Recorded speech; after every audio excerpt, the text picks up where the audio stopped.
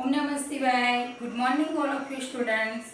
आज આપણે standard 7th માં સબ્જેક્ટ ઇંગ્લિશ ગ્રામરની અંદર ફંક્શન ઓફ વર્ડ્સ વિદ્યાર્થી મિત્રો ફંક્શન ઓફ વર્ડ્સ અગાઉના વિડિયો દ્વારા આપણે આર્ટિકલ્સ મીન્સ કે ઉપપદ તો ઉપપદ વિશે એ કે એન આર્ટિકલ બરાબર આર્ટિકલ એટલે કે આર્ટિકલ્સના બે પ્રકાર છે ઇનડેફિનેટ આર્ટિકલ અને ડેફિનેટ આર્ટિકલ તો આપણે ઇનડેફિનેટ આર્ટિકલ માં એ અને એન વિશે અગાઉના વિડિયો દ્વારા શીખી ગયા છીએ વિદ્યાર્થી મિત્રો એ કે જાતિવાચક એક વચન હોય બરાબર અને વ્યંજનથી શરૂ થતો શબ્દ હોય તો એની આગળ એ આર્ટિકલ મૂકવામાં આવે છે એ અગાઉના વિડિયો દ્વારા આપણે જોયું વિદ્યાર્થી મિત્રો અને એન કે જાતિવાચક એક વચન હોય બરાબર અને સ્વર એ ઈ આઈ ઓ યુ પાંચ સ્વરથી જો શરૂ થતો હોય તો એની આગળ એન આર્ટિકલ મૂકવામાં આવે છે કેટલાક આપણે નિયમો લખાયા હતા કે વિશેષ નામ હોય બરાબર તો તેની આગળ એ કે એન આર્ટિકલ મૂકાતો નથી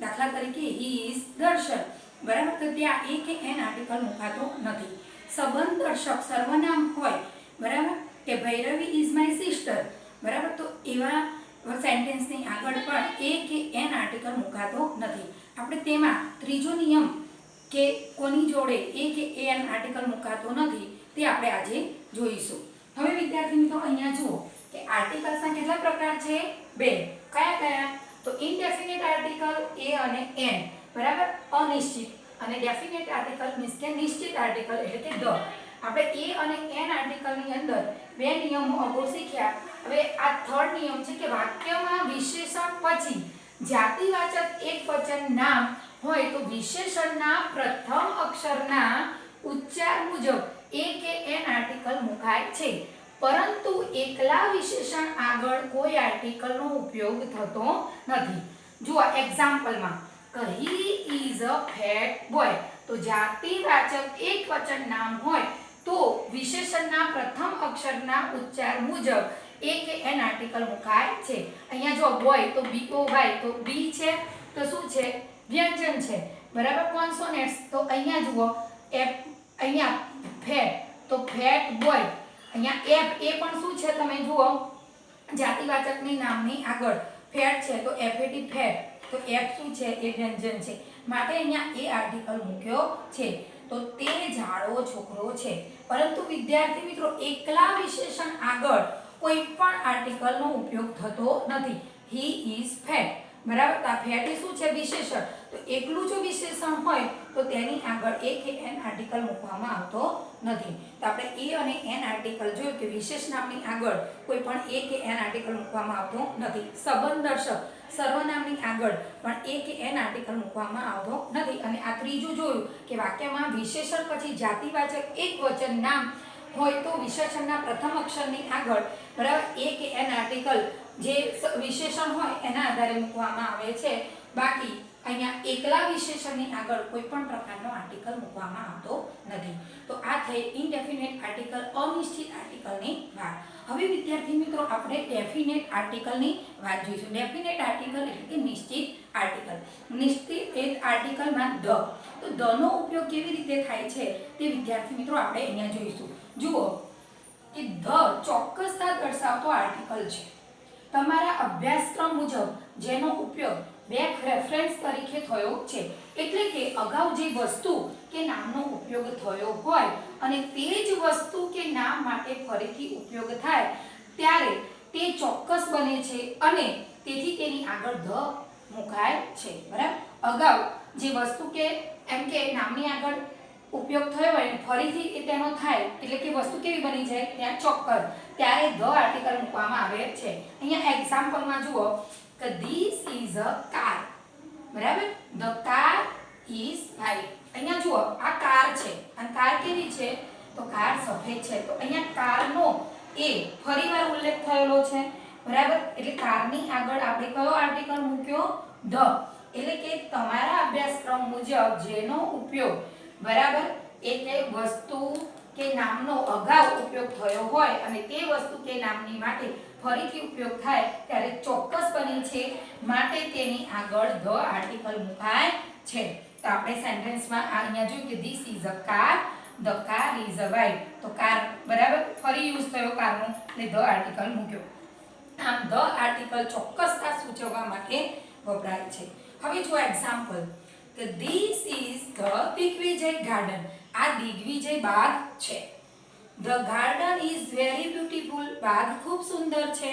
બરાબર, તો કયો બાગ? તો દિગ્વિજય. બરાબર, તો અહીંયા એની જો સમજૂતી આપે કે અહીંયા બીજા કોઈ પણ બાગની વાત નથી, પરંતુ કયા બાગની વાત છે? દિગ્વિજય બાગ. બરાબર, તો માટે તેની આગળ ધ આર્ટિકલ મુકાય છે. ત્યાર પછી અગાઉ જે બાગની વાત કરેલ છે તે બાગ કેવો છે? સુંદર છે. કેવો છે? સુંદર. તેવું દર્શાવ્યું છે, માટે ગાર્ડનની આગળ ધ આર્ટિકલ મૂકેલ છે. તો વિદ્યાર્થી મિત્રો જુઓ અહીંયા સેન્ટેન્સમાં ફરીથી કે this is the Digvijay garden, આ દિગ્વિજય બાગ છે. The garden is very beautiful. બરાબર, તો એમાં ગાર્ડનનો ફરીથી ઉપયોગ કરેલો છે, માટે અહીંયા ધ એ કેવું છે? ચોક્કસતા સૂચવે છે, માટે ધ આર્ટિકલ મૂકવામાં આવેલ છે.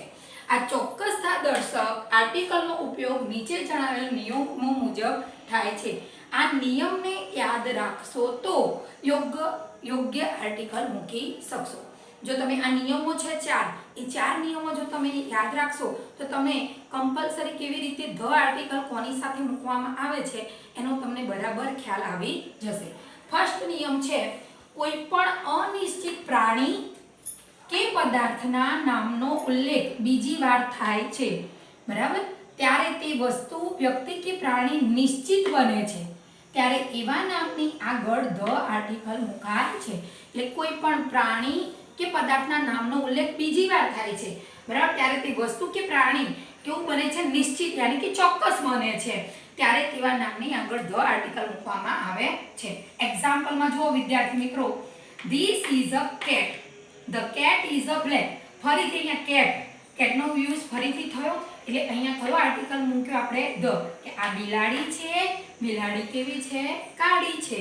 બરાબર. સેકન્ડ છે નિયમ, સનાતન પદાર્થો જેવા કે સૂર્ય, ચંદ્ર, આકાશ, તારા અને પૃથ્વીની આગળ ધ આર્ટિકલ મુકાય છે. કેમ કે સનાતન સત્ય છે, સૂર્ય છે, ચંદ્ર છે, તારા છે, આકાશ છે. બરાબર. અહીંયા એક્ઝામ્પલ તરીકે જો સન છે તો સનની આગળ કયો આર્ટિકલ મૂક્યો આપણે? ધ. મૂન છે તો મૂનની આગળ ધ. સ્કાય છે તો ધ, અને સ્ટાર છે તો ધ. એટલે કે સનાતન સત્ય વસ્તુ હોય, બરાબર, કે ગમે તે પદાર્થ હોય તો એની આગળ ધ આર્ટિકલ મૂકવામાં આવે છે. થર્ડ નિયમ છે જુઓ, કેટલીક વસ્તુ કે વ્યક્તિ અમુક સ્થળે અને સમયે નિશ્ચિત પરિસ્થિતિમાં હોય છે ત્યારે તેની નામની આગળ એમ કે ધ મુકાય છે. કેટલીક વસ્તુ, વ્યક્તિ અમુક સ્થળે અને અમુક સમયે નિશ્ચિત જ હોય છે, એમ કે એવી જ પરિસ્થિતિમાં હોય ત્યારે આપણે તેની નામની આગળ શું મૂકીએ છીએ? ધ આર્ટિકલ મૂકીએ છીએ. અહીંયા જો ધ સ્કૂલ ઇઝ બિગ, તો શાળા કેવી છે? મોટી છે. એટલે શાળા મોટી છે એ નિશ્ચિત જ છે, એટલે ધ આર્ટિકલ મૂક્યો. હવે જો this is my school library, આ મારી શાળાનું પુસ્તકાલય છે. The library is very big, એટલે લાઇબ્રેરીનો ફરીથી ઉલ્લેખ કર્યો છે, એટલે અહીંયા આપણે કયો આર્ટિકલ મૂક્યો? ધ. એ પુસ્તકાલય ઘણું મોટું છે. તો અહીંયા જોયું કે વસ્તુ કે વ્યક્તિ અમુક સ્થળે અને અમુક સમયે નિશ્ચિત પરિસ્થિતિમાં હોય છે. કેમ કે સનાતન સત્ય છે ત્યારે તે નામની આગળ ધ આર્ટિકલ મૂકવામાં આવે છે. હવે ફોર્થ નિયમ જુઓ, સમાચાર પત્રની આગળ ધ આવે છે. કોઈ પણ ન્યૂઝ હોય, બરાબર, તો એની આગળ ધ આર્ટિકલ આવે છે. કે ધ ટાઈમ્સ ઓફ ઇન્ડિયા, તો અહીંયા જુઓ કે કયો આર્ટિકલ મૂક્યો આપણે? ધ. તો અહીંયા નિશ્ચિત શાળાની જ વાત છે. અહીંયા ઉપર જેમ જોયું આપણે થર્ડમાં, તો અહીંયા નિશ્ચિત શાળાની જ વાત છે, તેમજ અગાઉ જેનો ઉલ્લેખ થયો છે તે પુસ્તકાલયની વાત છે, માટે તેના નામની આગળ આપણે ધ આર્ટિકલ વપરાયેલ છે. તો વિદ્યાર્થી મિત્રો અહીંયા આપણે આર્ટિકલ્સ મીન્સ કે ઉપપદ, ઉપપદના કેટલા પ્રકાર છે? 2. બરાબર. તો ઇનડેફિનેટ આર્ટિકલ્સ એટલે કે અનિશ્ચિત આર્ટિકલ્સ, અને ડેફિનેટ આર્ટિકલ એટલે કે નિશ્ચિત આર્ટિકલ. ઇનડેફિનેટ આર્ટિકલમાં એ અને એનનો ઉપયોગ કરેલો છે, જ્યારે ડેફિનેટ આર્ટિકલમાં ધનો ઉપયોગ કર્યો છે. તો એ, એન અને ધ આર્ટિકલનો કેવી રીતે ઉપયોગ થાય અને વાક્યની અંદર તમે કેવી રીતે તેનો યુઝ કરો તે આપણે આ નિયમો દ્વારા તમને શીખ્યું. હવે વિદ્યાર્થી મિત્રો તમે આના આધારે ફિલિંગ ધ બ્લેન્ક્સ, સેન્ટેન્સ પણ એક્સરસાઇઝમાં કરી શકો છો. ઓમ નમઃ શિવાય. નેક્સ્ટ વિડીયોમાં આપણે હવે મળીશું.